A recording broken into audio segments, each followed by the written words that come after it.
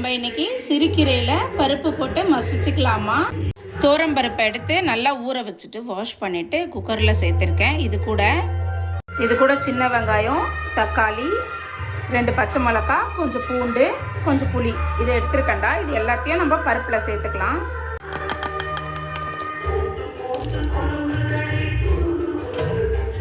கூட கொஞ்சம் மஞ்சள்தூள், கொஞ்சம் பெருங்காயத்தூள். இது ஒரு 4 விசில் வரட்டும். விசில் பருப்பு நல்லா வெந்துடுச்சுமா. இதில் நம்ம கீரையை சேர்த்துக்கலாம். அவ்வளோதாண்டா, கீரை வெந்துடுச்சுடா. இறக்கிட்டேன். இதை ஆறட்டும். ஒரு பேனில் எண்ணெய் வச்சுட்டு உளுத்தம் பருப்பும் காஞ்ச மிளகாவையும் போட்டு வறுத்துக்கலாம். வறுத்ததை எடுத்து ஜாரில் சேர்த்துக்கலாம்டா. அது கூட உப்பும் நம்ம சேர்த்து ஜாரில் ஃபஸ்ட்டு இது நல்லா அரைச்சிக்கலாம்டா. அப்போ நம்ம வெந்த கீரையும் இதில் போட்டு பல்ஸ் மாதிரி விட்டுக்கலாம்டா.